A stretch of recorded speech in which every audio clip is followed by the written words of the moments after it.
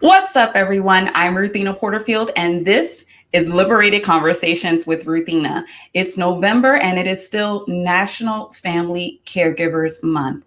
Last episode, we spoke with a social worker about resources, tips, and tools to help along the caregiving journey.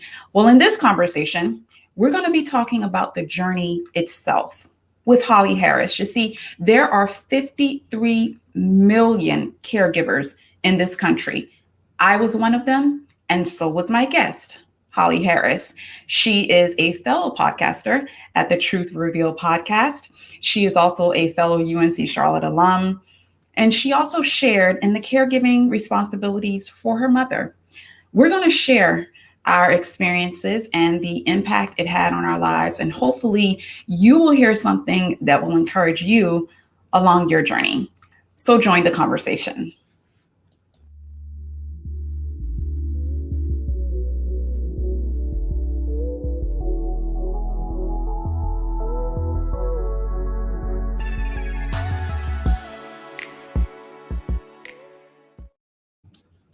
What's up, Holly? How are you? What's up, Ruthie? Nothing much. I am excited to have you on. Excited to be here. Thank you so much for having me. This is going to be a really good conversation. I think it's pretty important. First of all, it's important not just because it's National Family Caregivers Month, but it's important because specifically to me, because I feel like caregiving is something that is not discussed nearly enough. It is an issue that all of us are either caregivers or we know someone. You know what I mean? Does that make sense? Absolutely. And I think what's funny is that, of course, we met in college at UNC Charlotte, which is cool. UNCC. No, I love the city of Charlotte. We'll talk about UNCC. I might edit that out. Oh, you're silly. No, but we did meet at UNCC, and I always tell people that the first lesson I learned in college was that everyone has a story. Yeah. And one of the blessings in meeting you was that I learned that caregiving was a part of your story. Yeah. Which I was kind of blown away at. So can you I want you to talk a little bit about, first of all, we established that you were providing care for your mother. Yeah. What was your mother's medical condition? I know for me, my mother was in an accident. What was your mother's medical condition? My mother had high blood pressure as well as diabetes. Okay. And so basically I believe it was 97. She had a mild stroke before, maybe about a year prior to, but it was mild enough to where she bounced back and, was still able to kind of go on. However, I believe around 97, she had a major stroke, and the way the story goes, it was pretty traumatic because I was actually driving her at the time. Oh, wow. Yeah. My mom, I had taken her to a doctor's appointment, and her blood pressure was very elevated. And so, the appointment ended and they said, okay, well, her blood pressure is high, take her to the emergency room. It wasn't until after that my dad was like, why didn't they have her ride in an ambulance, instead of having you take her there, because her blood pressure was very elevated. And so along the way, I was taking her, to the hospital, and, I think at the time I was very preoccupied with somewhere I had to go. And so I was semi-fussing at her, and, for a while. Yeah. How old were you? I was in college. Okay. This was 97. So I say that was maybe 19. Yeah. So you were very young. I was. Young. Okay. And so I wasn't like having an argument, but I was like, I had to, be somewhere, blah, blah, blah, because I was just supposed to take her to the doctor and then take her back home. Right. I think I actually was on my way back to school. That's what it was. Oh, And yeah, and so I was like, I had to okay. get, blah, blah, blah. And so in the midst of me, taking her to, because I think I had to drive her to Greensboro to the hospital. And so I was on the way taking her there. And I remember looking over at her and one side of her face literally dropped. And she began, Wow. saliva beginning coming out of her mouth. And I was like, I tried to, ask her and, ask her questions like, Mom, you okay? You okay? And she was just like literally like that. And I was like, you okay? You okay? And I was literally making the left turn into, I believe it was Moses Cone Hospital when that happened. And I parked the car and I remember going to her side of the car.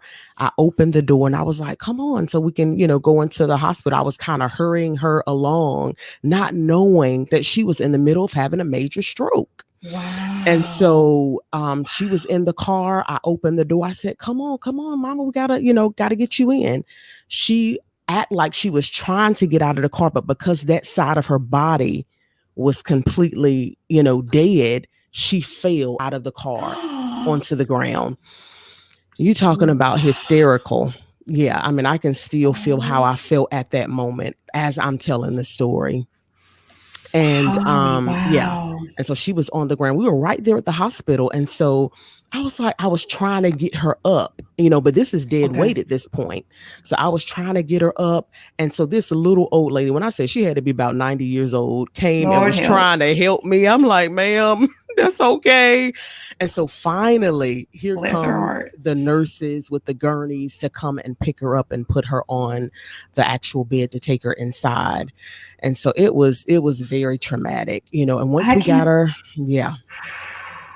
And once we got her up to the room, hindsight being 2020, a lot of things we thought about after the point, like the fact that she should have been transported in an ambulance. Number two, they, the shot that they're able to give you when you have a stroke, literally they can give you Oh, a shot yes. to reverse your stroke. Okay, I did not know that. Like if it happens, like it literally happened right on the grounds at the hospital. Wow. So had they caught it early enough, they could have reversed the whole condition, but they didn't. You know what, Holly? I want to address something in the midst of what you're saying, because what you're talking about is something that I experience in a different way. Okay. I want to address the lack of I don't want to say lack of care. It's Mm-hmm. this when we go to hospitals, right? When we go to doctors' offices, we have this assumption, and rightfully so, that they will provide the best care possible, that they will do what is necessary when they see certain symptoms, things of that nature. I know, for example, with me, one of the things that I think I talk about this in my book that's coming out next year as well, and we talked about it in the last conversation, when I took my mother to the hospital, a doctor's appointment, telling them her symptoms, saying that she was really agitated and different things were going on. I needed them to take care of it. They prescribed something that made it worse. And I ended up having to call them because it got so out of hand that it was violent and dangerous for me. Wow. And took her back, and come to find out what they prescribed her was a test medication that turned out to be Paxil, by the way. Paxil, which is a very famous medication today, but in 1996, they were just trying it out. So I'm hearing your situation when you were at the doctor's office. They saw that she had her blood pressure was extremely high, and they told a 19-year-old girl to transport her to the hospital. Yeah. That's deep. And had I known it was that severe, I would have been trying to do measures to keep her calm. And you know what I'm saying? This, that, and the third, yada, yada, yada. But I didn't know. And I mean, like I said, I wasn't having an on out argument with her. I was just like, I had to get back to, this, that, and the third, and, not really knowing, what was really going on. So Right. fast forward, we get to the hospital, they get her upstairs, and they get her into the room. And I just remember this one moment, her needing to go to the bathroom. And I don't know what the doctors and nurses were doing, but they were just not as attentive as they should have been. And so Okay. at the time, finally, let me backtrack. Once we got up there, of course, I called my father, and everybody came up there. Right. So we got into the room, and like I said, she had to go to the bathroom, and nobody was there to do it. And so my brothers tried to pick her up and take her to the bathroom, but she Okay. failed. She failed and used the bathroom on herself right Mm. there. And so Mm. that right there was really traumatic. And so finally, here come the nurses and the doctors coming into the room to, Wow. so it was crazy. And so of course she was in the ICU and all of that kind of stuff. But it's something that could have been caught early because she literally had it right there on the grounds. That's So yeah, crazy. and just thinking about it today, it still brings back those feelings of just, I know. I so know. yeah. It's one of those things where and we'll talk about this in a little bit, kind of those after effects, Yeah. Yeah. that the questions that you ask and the questions of the situation, the questions of yourself, the question Yeah. or should have done, and all that stuff. I Yeah. think one of the things that we share is the fact that we were so young, Yes. and we kind of have to give ourselves some wiggle Yeah. room there. Yeah. That's true. But we'll talk about that. I want to address what were the after effects of the stroke itself that led to, I guess it was kind of permanent care after that. Yeah. So basically, like from the point that she had the stroke, it was a 12-year struggle until her passing. So literally, like, she completely changed as a person. Like she went from, I mean, something as small as loving water. My mother loved water. She would sit up and drink it like in those big old mason jars. She went from Wow. loving water to hating water. She went from Wow. being a, outgoing, outspoken person to being withdrawn and introverted. Like it literally, she went through a season where she couldn't really communicate at all. And then in latter parts, she would be able to, say some words here and there, but literally there was really not much communication that you would get the more she kind of deteriorated over the years. So yeah. Right. Yeah, Right. it was Um, a lot for me as a just as a young girl, not really like going through a lot of things and not being able to ask your mom certain things Me and just too. kind of having to go through things and figure it out on your own. So Me but that too. wasn't her fault. It was what it was. Yeah. So yeah.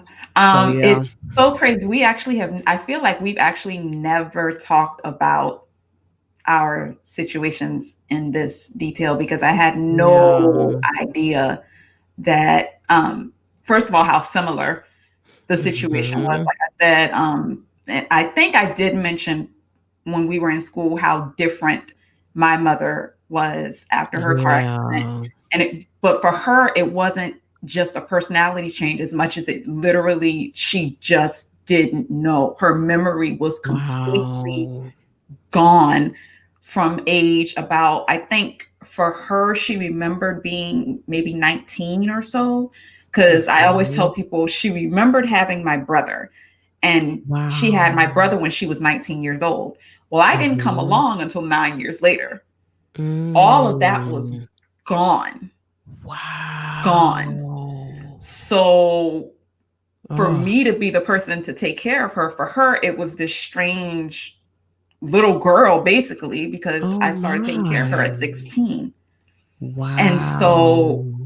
that was one of the reasons why, and I talked about this in the last conversation, why I moved her in with my grandfather, because she knew her father.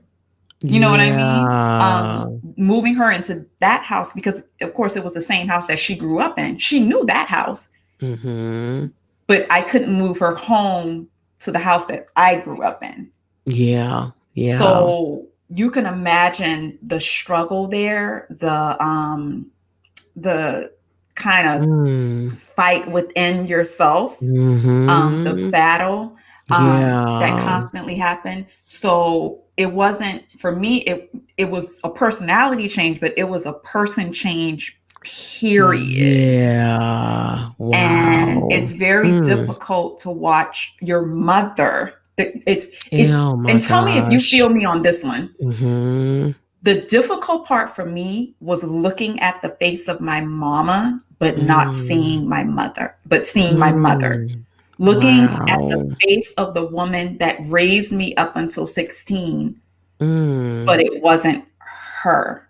Yeah. Was it Yeah. kind of like that for you? It was because my mom, when I say she was one of those strong women, she had 5 children. Wow. 5 children. She worked a full-time job. At Yeah. one point, she was going back to school, and was Wow. making straight A's doing it. Like she was Okay. like just a mover and a shaker. So to watch her go from that to being someone who was taking care of everybody else who now had to be taken care of, Oh gosh. it was really a shift, for her. I could see that in her eyes, to have to be Mm, the one to be taken care of. And so yeah, it was a lot. It was an adjustment seeing that. yeah. And but I think a lot of what I think, to be honest, because there was a lack of balance, there, and she kind of took on so much. Like she was the type of person to where she was a star on her job. So, they were always asking her questions and just overextended in every direction, Wow. and not really being able to take care of yourself Oh, is okay. kind of how she probably ended up, it being in the situation. So I have to watch myself because I have a lot of her in me. And, Mm. so I went through a health scare myself because I was here, there, and everywhere with high blood pressure, to where my blood pressure Wow. was like 200 and something over, and they were scared I was going to have Wow. a heart attack and die, and after that, I had to make some major life changes, Yeah, yeah. because I saw what my mama went through, you know? Yeah. That's a situation. And there's such a lesson in that. You're pulling yourself in all these different directions, Yeah. and that stuff has a physical It toll on does. you. It Like it's does. not, it's a mental toll, it's a physical toll, and all that Mhm. stuff. That stress is not just in your mind, it's in your body. It's not. It is so true. And So so true. that, yeah. Um, Yeah. what were I want to kind of talk about your caregiving duties, right? Okay. I know for me, again, I was 16, so I wasn't in college yet. Okay. As you know, I didn't even come back to school until I was 20. So I pushed college kind of out Oh, the thing for 3 years. Um, oh. for me, because I was present and hands on. I was there Mhm. kind of from day one. So what started off as being there for all the doctor's appointments and all that stuff, Yeah. and from stomach to giving her baths and giving my Mm. grandfather shots of medicines and all that stuff. And of course, as time progressed, those duties began to get smaller, not as much. Mhm. What did caregiving look like for you? Well, mainly my dad did a lot of the caregiving because, of course, I was in college. Right. And then I felt guilty about that as well because, Yeah. he a lot of that was on him. And then So and then my sister, she lived there after a period of time, so she would help out as well. My main duties would come in when I went home for the summer and when I went home for Right. holidays, Right. because my dad was still working. So when he went to work, I was there during the day. Everything from taking her to the bathroom to, making sure she ate, making sure she got out of the house at some point, even if it was sitting on the porch to get some fresh air. Right. That sort of thing was what I did. My dad, he mainly did like the bathing and all that kind of stuff when he got home later that night, and Okay. the meals at night and that sort of thing. So that's Right. kind of the role I took on. I was there for most of the day, Right. during the summer, there to help out. So yeah. Did you take her to doctor's appointments as well? Yeah, Stuff like doctor's that? appointments, that sort of thing, yeah. And Yeah. then anytime I went out, I would try to take her with me so she could get out of the house and, Yeah. but my mom, she was in a wheelchair, I so, we remember. had to lift her in and out and yeah, I remember. so What did it look like after college? after college, let me see. So after college, mainly those responsibilities, fell on my father. And then, Okay. whenever I went home, like for the holidays, like I said, I That would sounds try like to help me. out, here and there. So, yeah. Yeah, that sounds like me. When I did go to finally did go to college at that point, because I didn't leave until I was sure she could live on her own. Here's the difference between your mom and my mom, right? Because she didn't Mm, have a stroke, so she wasn't yeah. physically debilitated. Hmm. For her, it was. You got to think of. I always compared it to a 19-year-old living by themselves. So that means Mm, a 19-year-old is going to eat whatever they want. They're going to yeah. try to leave the house at 2 o'clock in the morning. They are, and these are Hmm. all real things that my mother would do. You could not trust her with a checkbook. Oh, It's just like a wow. 19, just like an 18, 17-year old person. So you couldn't trust her Yeah. with a checkbook because someone comes to the house, they say, "Hey, can I borrow $50?" Sure. And she writes Oh, the check. So like wow. things like that. Yeah. And of course, my mother had epilepsy before the accident. So, Mm. and I grew up, like I was saying last week, and in the book I talk about it, I grew up as a caregiver and didn't even realize it, Holly. Didn't even realize it. I Wow. remember being 8, 7 years old, waking up in the middle of the night Mhm. because I hear her having a seizure. And so going into the room, waiting it Wow. out, wiping her face, Mm. letting her like going through because she had what they call grand mal seizures, which are the Mhm. convulsions that you know Oof. about. There's also petit mal, which is actually more dangerous. Petit mal Mm. seizures are when it's basically when everything kind of shuts down for a few seconds, literally Mhm. shuts down. And it Yeah. happens when they're awake. I had a cousin who had a petit mal seizure while she was in the car and it killed her Oh my God. because it's not convulsions. Everything just literally shuts down Wow. brain wise. And so Mm. you don't even recognize that the person is having a seizure because they just freeze. Wow.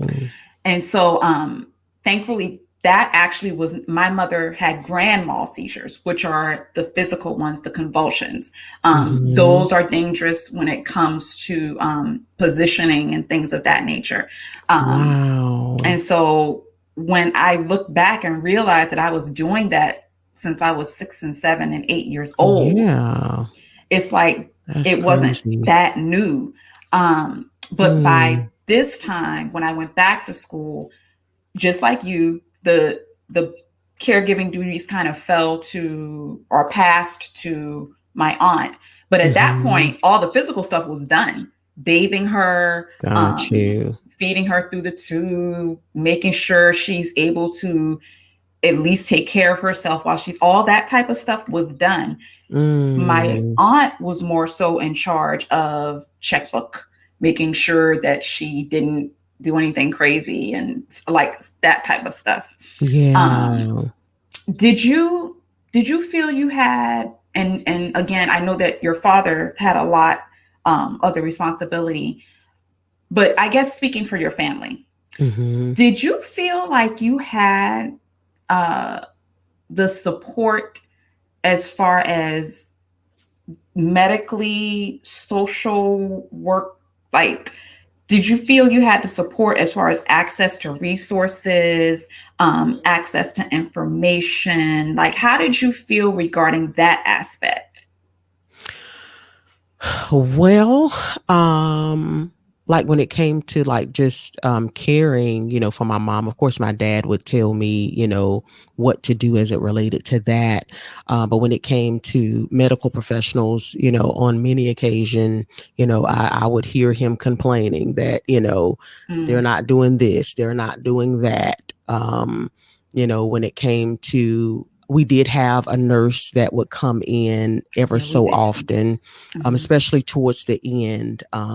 There was someone who was coming in, Hmm. um, that would come ever so often. But as far as access to resources, I would say she could have definitely gotten better care. Um, Yeah. because it seemed like every time we went to a hospital or something, there was something that was falling by the wayside as it relates to that. And you're kind of Right. just thrown into it. You're not really given a manual on, what to do, It's it's this weird thing, and that's one of the reasons why I wanted to have the conversation with the social worker first, Sandrine, Mm-hmm. who's ridiculously experienced and educated when it comes to this type of thing. She was talking Wow. about the importance of social workers in the caregiving journey, and Mm, how for us, we're talking 20 years ago, right? yeah. So today it almost becomes the social worker's job to be an advocate for the caregiver, because Mm, caregivers don't have advocates so mm, much. yeah. Um, Particularly, and this was something we talked about, and I want us to get into this now, Mm, particularly because caregivers tend to feel this this sense of guilt, which mm-hmm. they shouldn't feel, but you do. Um, Yeah. Tell me if you agree with this. I Mm-hmm. think, particularly in the Black community, there's this expectation for Mm-hmm. you to be grateful that Yeah. you are providing care, that you're taking care of this person. Mm-hmm. And for me, it's so easy to say that when you're standing on the outside, Mm, yeah, you yeah. know? Mhm. I think you mentioned it earlier, but did you kind of feel that sometimes, that kind of sense of guilt, like you're not? I did, like, when I would get phone calls from my father and I would be at school and, Yes, me he too. would be stressed out and stuff, and I knew that I couldn't be there at that moment in time. I would definitely feel guilt in those moments, Yeah. and like I said, my sister, she came back to live there. I can't remember exactly when, but, there would be times, where she would be there and I would kinda, feel even guiltier, like, my Mm, siblings are there and I'm not there. I'm all the way here, you right. know, I should be Yeah. there, that And sort of you thing. and it eats. I'm actually going through that now because my stepfather is his leg was amputated a couple years ago, and Wow. um they for a while he lived in my mother's house, and now he lives with my aunt. And Mhm. I was just talking to her. Every time I talk to her, I'm like, dang, a part of me wants to be there, but I Yeah. know very clearly that I'm where I'm supposed to be. There you go. Yeah. And so I have to kind of trust God in that whole Mhm. scenario, that you've done what you could do Yeah. and Yeah. be okay. One of my favorite, one of the most comforting things I heard when I got to LA before my mother passed, Mhm. was I was at my church. Shout out to Faithful Central. Um, I was at my church, and my pastor, Bishop Ulmer, his mother had just passed away. And Wow. he said that the thing that's really comforting him at that in that moment was he knew that he had done his best. Wow. And Mm-hmm. I remember him saying that about, I'll say, a little less than a year before my mother passed. And Mm. I said, you know what? I want to be able to say that when she goes. Wow. And if Yeah. I can be able to say that when she goes, then I'm good. Mm. Yeah. Yeah. Then I'm good. Wow. And Yeah. no one has the right, and I say this Mm-hmm. very clearly, very distinctly, and without reservation, no Mm-hmm. one has the right to tell me what I Yeah. could have done or what I should have done. Yeah. When Absolutely. you know that you've done your best, and I pray that this is speaking to someone, Yeah. um, whether you're watching or whether you're listening, if Mm-hmm. you know that you have done all that you could Yes. do, There you go. then be at peace with that. Yeah. Yeah. Does that make Absolutely. sense? It does. It does. It's Yeah. it's it's a difficult caregiving is no joke. Yeah, honey. Like caregiving is no joke. And Mm. what you and I are talking about, as far as when we were in college, I was so Mm-hmm. grateful to speak with Sandrine last week when she said, and I, but if you have not heard that episode, go back and listen to it. She talks about how what we did, there is actually a caregiving term for it, and it's called long distance Mm. caregiving, Oh, wow. Okay. Cool. which you had no idea. Like, I was Yeah. like, okay, I knew I was doing something. When you Yeah. are in constant contact with your family, as long as you're Mm-hmm. not telling them what to do, when you Yeah. are in Yeah. constant contact with your family, when you go home and you take on some of the duties, when Yeah. you, for me, I was actually still doing some stuff as far as money wise with my mother.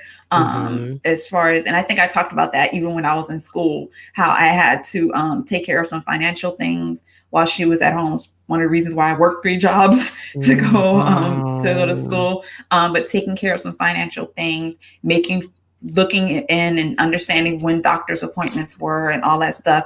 But I was Mm-hmm. doing that three hours away. Yeah. Um, and Yeah. so I think that kind of gave me a little, it helped make me feel a little better, because I was like, I don't like people dismissing your experience. Mm-hmm. Yeah. Yeah. Do you find that happens a Mm-hmm. lot, especially from outside? Yeah. Yeah. Mm-hmm. Does that make sense? It does. Um, what kind of, how do you say this? What kind of what kinds of stuff what kinds of thoughts kind of go through your head or went through your head when you heard the outside stuff? Were you able to put a wall up, or did you find that you let it slip in even when you didn't want to? Hmm. Um, I would say I allowed it to just kind of roll off of Oh, my good. back, because and to be honest, I'm not sure if I really got a whole bunch of outside um pressures or Oh, good. critiques or as it related to that, to be quite honest. Be grateful. Yeah. Yeah. And because my family, we're close knit, and we took care of her, so you know we kind of, Yeah. and to be honest, my extended family, I don't like, the contact with them was not constant over the years. Like, we may have Okay. saw them at special occasions or different things like that, but it wasn't anything to where they were in constant communication. I think she may have gotten one visit from her brother, uh, Wow. or Okay. maybe two visits from her brother, but I mean, she had siblings that I didn't even know of that showed up at the funeral. Wow. So it was That's kind of that dynamic, to where it was mainly just the nucleus of the family anyway. So as far as great. that outside, a lot of outside happening, that Oh, really good. didn't. Yeah. You know what? So. And I think it's easy for me to ask that question, because for me, I was by myself. Mm, There was no one else. yeah. So there was no one else there. no one else could take the heat. It was me. It was Yeah. on me. Got Um, you. and so I'm always, when I hear that type of story, I'm like, well, God bless you, honey. That's a blessing. I mean, it was five of you Yeah. guys and your father. Mhm. I Yeah. didn't, and my mother was not married. And so Yeah. it was, and there was my brother, but he was incarcerated. And so it was kind of just, it wasn't kind of just me, it was just me. And Yeah. so Yeah. and so I heard constantly different things, well meaning, I'll say well Mhm. meaning, well intentioned, Mhm. but unnecessary. Does that Got make you. sense? Yeah. Yeah. So I want to talk about the end. Mm. For me, I will say this. I was in California, so now 3 hours turned into 3,000 miles, Wow. right? Hmm. And so um, I remember, I'm very, very clear, and this will actually be in my second book. Um, I'm very, very clear about the last time I saw my mother. Mm. Yeah. And I was what I remember distinctly about it were two things. One, it was the calmest visit we had ever had, because Mm. before that, it wasn't as calm. And it was, I remember driving out of the driveway knowing that that was the last time I was going to see her. It was, Wow. Holly, it was so, I knew. And I Mm. remember as I was walking to the car, because I felt it as I was leaving. Like, even as I Yeah. was leaving before I got in the car, I knew that this was the last time. And it wasn't like she was unhealthy or something was wrong or anything of that nature. I I just knew. I just knew. Mm. And because I recognized it kind of in my spirit, Yeah. I I said to her, I said, I want you to be, wow. I said, I want Mm. you to be open, and I want you to let people Mm. love you. Because Wow. I didn't know how long it was, but I knew that was the last time I was going to see her. And I said, I want you, please let Mhm. people love you. Be kind and let people love you. And I remember her looking at me and just saying, I said, okay, well, I love you. And I gave her a hug. And I remember getting in the car driving and looking out the rearview mirror and seeing her standing in the doorway. And that was my last time I saw her. And I talked Wow. to her every weekend. And I remember getting the call, Mm. the call letting me know. And for me, I had kind of mourned her at that point. And this is where I want to ask you.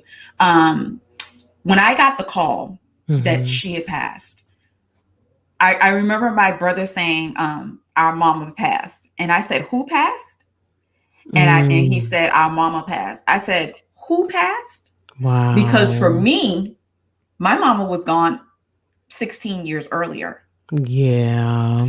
And so it still actually didn't click. And Mhm. he said it again. I said, oh, I said, and my mother passed. And he said, yeah. And I got really, really quiet because I prepared for the moment, but I didn't know what it was like. Yeah.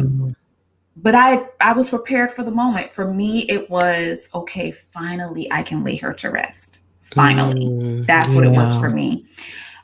What was that like for you? Because yours happened earlier than mine Yeah. before. Um, I remember it was uh, traumatic again Oh because gosh, I'm sorry if we don't have to. no, you okay because um it was actually the night before. I never forget, I was at some friend's house and we were playing spades All and we right now. we were up late at night and I literally felt something fall on my head. Like I don't know how to explain it, but sometimes I'm about to get spooky, Lord. That's Sometimes okay. when something good as well as when something bad is going to happen, or whenever God is dropping something new, whether it's revelation or something new into my life, I'll feel something just lightly fall on my head. I don't know how to explain it, Okay. but Girl, we rolling something with it. fell on my head. And I remember telling my friends at the table, something just happened. Something major just happened. Okay. Next day, I went on, just like it was nothing. Went to the movies. I think I watched a Tyler Perry movie. I can't even remember what it was. Okay. And I remember leaving the theater, leaving Concord. I think I had gone to Concord Meals, leaving there, So and I you're got in a Charlotte call. at this time. I don't mean to cut you off. Yeah. I want to Hmm. establish proximity. Yes, I'm in You Charlotte. Hmm. and your parents are, And they're in Burlington, North Carolina. which is how far away? It's about an hour and a half, give or Okay. take. Yeah. Okay. And so I remember I was driving from the movie, and I got this emergency call from Verizon Wireless. And I was like, what in the world? I've never And gotten one of so, those. yeah, so they called me. They said, your family has been trying to get in contact with you. You need to call home. And I was like, why didn't my daddy just call me directly? Don't they got my phone number? What? Yeah. So I call home, and that's when he If broke the news to I'm me. sorry And you okay. froze. I'm sorry you froze for a Uh-oh. second. I'm so sorry. Okay, where did I Um, freeze from? you froze at your. Why didn't your father call you? Yeah, so I was like, why didn't my father call me? And so I, immediately hung up the phone, and I knew it was something. Called home, and that's when my dad told me. He said, your mom passed last night. So this was last night. She died the night before, and I was just Wow. hearing about it the next day. It was like in the afternoon. And so, of Wow. course, I was driving, and I broke down, crying. I was like, well, Daddy, why didn't you, call me? Da, da, da, da. Right. And he was like, I think it was the stress and just the trauma of the moment that he forgot my phone number. He had it written down somewhere and couldn't find it. So he had to call Wow. Verizon and have them call me to call home. Wow. So, yeah, that's how I found Wow. out. And so I just broke down into tears and was just like, oh my God.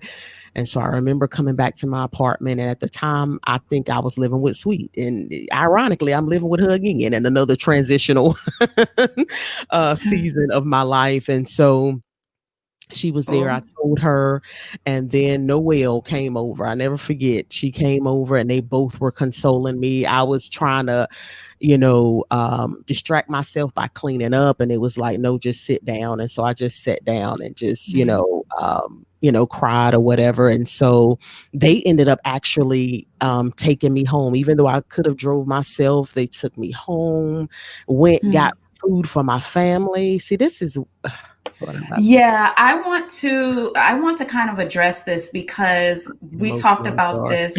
No, it's fine. It's Yeah. fine. We talked about this in the last conversation, the importance of knowing who your friends are. Yes, definitely. In the caregiving process, beginning, middle, and end. Yeah. During the beginning process, I talk a lot about a friend of mine who I've been friends with since high school, still a friend of mine to this day, Veronica, who helped me early in the process. And one of my fondest, that's not the word, but one of the things that definitely got me through was when you, um, it was Sweet. I don't think it was no L. I know it was three of you guys, but it was Mhm. you, Sweet. It might have been Noel. I can't remember. Shamika, And was it these, Jimmy? Oh, no, no, no, no, wait a minute. That was when we no, came and got you for school. I'm sorry, that was yeah. when you came and got me for school. Yeah. And I'm talking about, we were talking about college friends of ours. Yeah. But was for you guys to drive 3 hours, three Mm, hours to be with me when my mother passed. Here's the importance that I want people to understand yeah.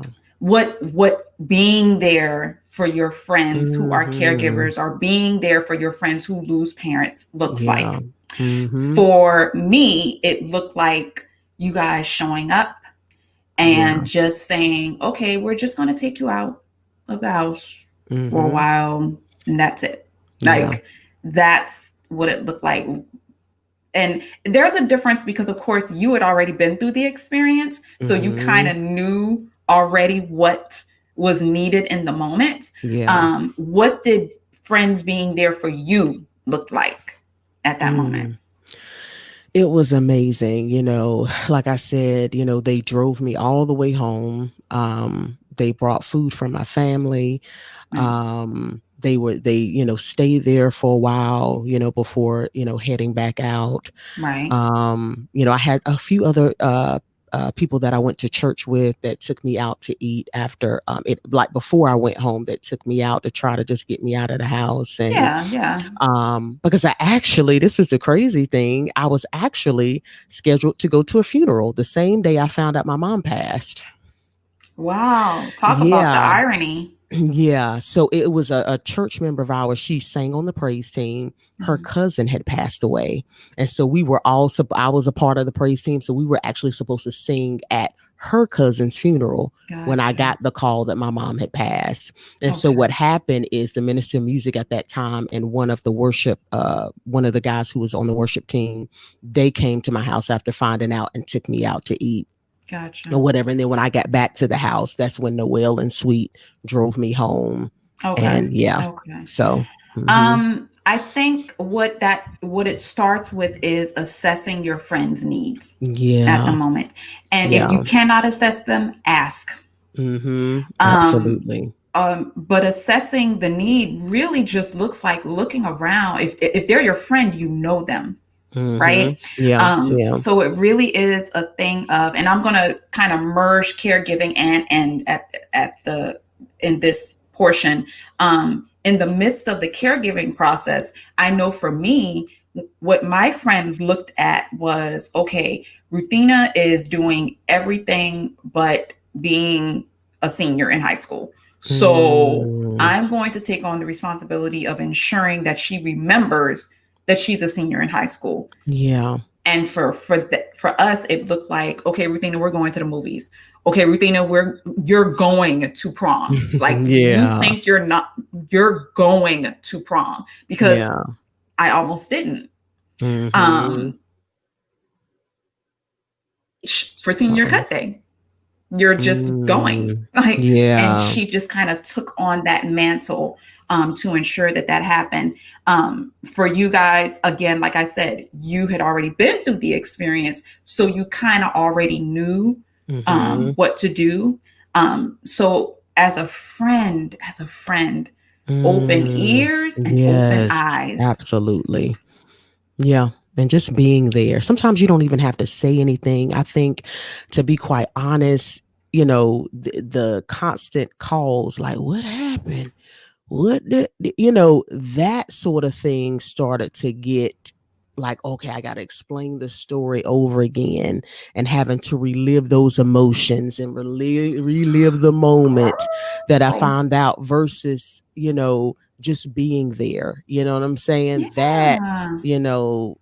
The yeah. questions, the Hmm. unending questions is like, Just like, oh, I may not know what you're going through, but I'm here for you if you need me. yeah, And that being and so maybe for some people, that's not their thing. I know for me, just the constant questions kind of sent me into more of a downward, spiral yeah, right, versus right.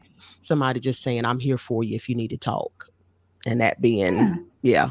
And that So, being it. Yeah. mhm, Yeah. yeah. You said something as we begin to come to a close. You said something in our the pre-interview form, if you would, that I want you to expound upon, because I'm going to be honest with you. I never thought of it this way. You Mm, said that caregiving is, and I'm going to quote you said that caregiving is a ministry that requires patience.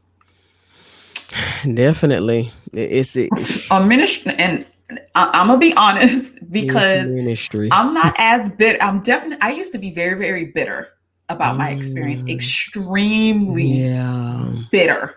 because Mhm. of everything I thought I missed out on. Yeah. Um, Yeah. and I think a lot of caregivers go through this where Mhm. they feel That like resentment. Yeah. that, oh, girl, the word Mhm. resentment. Yeah. Um, Mhm. like, okay, I did not sign up for this. I did not ask Yeah. for this. And I don't think many caregivers ask for this. Most Mhm. of the time, people are thrown into it, Yeah. right? Yeah.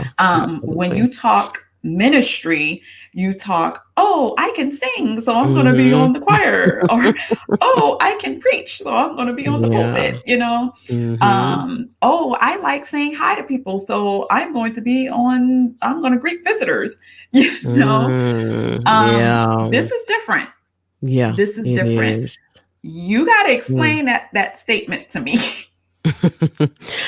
Well, I mean, loving somebody at their worst is Mm, ministry. That to me is real ministry when they're at where they feel like it's the worst part of their life, you know. mm. Um, I know that it definitely requires patience. It requires you kind of stepping outside of yourself because, like you said, there are many things that you have to sacrifice in order to care for that individual, you Yeah, know, and just the patience of, you know, like in your situation where your mother couldn't remember certain things and having to be patient with her even when she had outbursts. That takes the Holy Ghost whoo, that you child, didn't lash back out. That's ministry. whoo, That is child. ministry, you know. And you know when your loved ones may be going a little bit slower than they used to go and you trying to hurry up and get somewhere, that requires patience. That's a working of the spirit. That's the fruits of the spirit. One of those is patience. True, One of those is true, long suffering. And I think true. both of those, that patience and long suffering, work together whenever you are in a caregiving situation. And so Yeah. that's ministry. And you know, and it changes you as a Wow. person, like, you know, and especially when I saw my father, and I tell this testimony a lot, like my father growing up, he was very abrasive, very cold, you I know, remember you talking about very this. standoffish, just the type that would come to work. And when he came home, we were walking on eggshells. I When my remember you. mother got sick, I literally saw agape love come out of him. And I had never seen it Wow. before. And Could you literally, please yeah, explain agape love? Everyone, my audience is a little different from yours. yeah. Oh, Yeah. I'm sorry. Loving, basically, godly love for someone, loving Mm, someone even when they can't do nothing for you back. My yeah. mom couldn't really, respond. There was nothing she could really do for him, but he cooked for her. He cleaned. He took care of her. You know, even the Yeah. night she passed, he was so exhausted from caring for her that my dad would have this thing to where he would eat late at night because that's when he could get to a meal. And so he Wow. was, the night she died, he was so tired. He was eating. He was so tired that the plate fell out of his hand when he was sleeping. And that was what woke him up. And when he woke up Wow. and went to the room, she was taking her last breaths. Whoo. So that, you know, seeing that type of love displayed, that's ministry. And God used that experience to really change my father. You know, we ended up after that, just our relationship, you know, with all of, you know, my siblings, with all of us, our relationships with him went to another level because that Wow. love and that patience was developed throughout the 12 years of him taking care of my mom. Wow. So, yeah, Wow. yeah, That ta- is amazing yeah. what kind of personal transformation can happen as a result of Oh, caregiving. yeah, yeah. When people talk about putting others before themselves, Mm. that's what caregiving That's what it is. really Yeah. is. Mhm. That's what caregiving really is. Absolutely. And in the midst of it, you're not thinking of it in that way. In the Mhm. midst of it, you're just doing what is put in front of you to do. I know Yeah. I can speak for that Yep. because I wasn't thinking putting my mama or my mother ahead. It wasn't, it was, it's a responsibility and I'm just Mhm. doing it. And this is what you have to do. Yeah. Sacrifice. now I can look back and say, okay, sacrificing those 3 years Mm-hmm. um, of school and friendships and regular life, and Yeah. like, you don't think of it, but you are so right. Mm-hmm. It is a spiritual aspect Yes, component it that is. is that is in you, that allows you Mm-hmm. to do it um, in that way. Yeah. Yeah. You know, um, Absolutely. I will say this as we close, um, for caregivers and people who know caregivers, because again, like I said, if you're Mm. not one, you know someone. Yeah. I Yeah. guarantee you know someone. And I pray that this, I know I'm going to make it part of my personal mission to ensure that this issue is kind of brought to the surface a little more. Yeah. But I will say this as we close: allow the transformation to happen. Yes, absolutely. Mm. Just stay open and allow the transformation to happen. And Yeah. I guarantee you, on the other side of it, because here's the thing about caregiving, there's always the other side. Mm. There is Yeah. another side.